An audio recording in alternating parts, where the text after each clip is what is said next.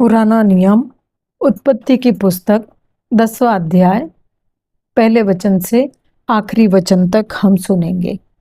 नूह की वंशावली। नूह के पुत्र जो शेम, हाम और येपेत थे, उनके पुत्र जल प्रलय के पश्चात उत्पन्न हुए। उनकी वंशावली यह है। येपेत के पुत्र गोमेर, मागोग, मादे, यावान, तुबल, मेशेक और तिरास हुए। और गोमेर के पुत्र अश्कनज, रिपत और तोगर्मा हुए। और यावान के वंश में एलीशा और तरशीश और कित्ती और दोदानी लोग हुए। इनके वंश अन्य जातियों के द्वीपों के देशों में ऐसे बट गए कि वे भिन्न भिन्न भाषाओं, कुलों और जातियों के अनुसार अलग अलग हो गए। फिर हाम के पुत्र कुश और मिस्र और फूत और कनान हुए। और कुश के पुत्र सबा, हवीला, सबता, रामा और सबूदका हुए। और रामा के पुत्र शबा और ददान हुए। और कुश के वंश में निम्रोद भी हुआ। पृथ्वी पर पहला वीर वही हुआ। वह यहोवा की दृष्टि में पराक्रमी, शिकार खेलने वाला ठहरा। इससे यह कहावत चली है कि निम्रोद के समान यहोवा की दृष्टि में पराक्रमी, शिकार खेलने वाला। और उसके राज्य का आरंभ शिनार देश में बाबुल और अक्कद और कलने हुआ। उस देश से वह निकलकर अश्शूर को गया और निनवे, रहोबोतीर और कालह को, और निनवे और कालह के बीच जो रेसेन है उसे भी बसाया गया।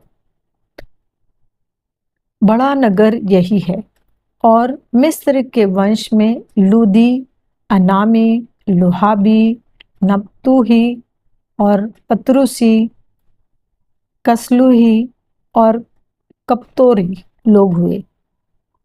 फसलुहियों में से तो पलिश्ती लोग निकले।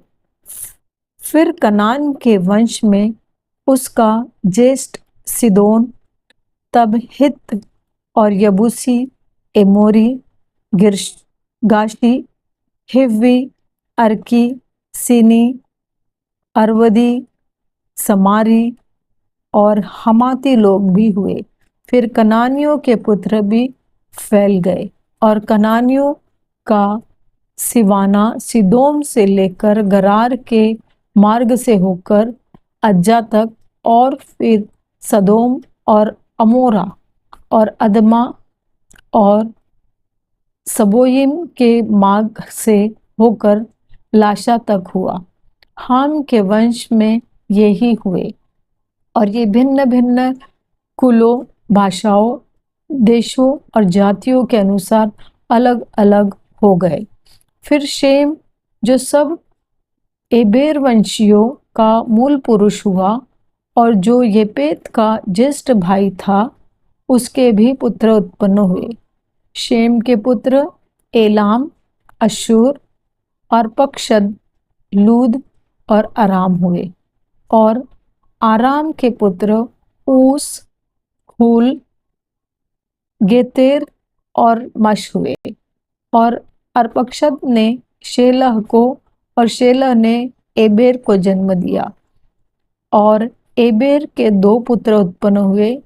एक का नाम पेलेग इस कारण रखा गया कि उसके दिनों में पृथ्वी बट गई।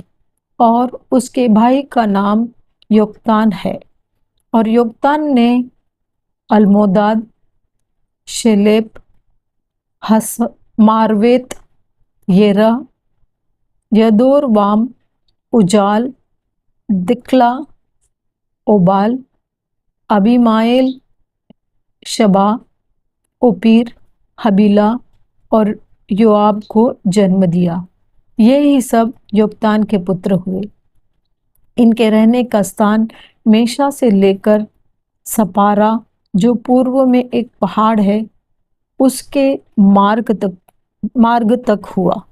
शेम के पुत्र ये ही हुए और ये भिन्न भिन्न कुलों, भाषाओं, देशों और जातियों के अनुसार अलग अलग हो गए। नूह के पुत्रों के घराने ये ही है और उनकी जातियों के अनुसार उनकी वंशावली ये ही है। और जल प्रलय के पश्चात पृथ्वी भर की जातियां इन्हीं में से होकर बट गई। यह परमेश्वर का वचन है।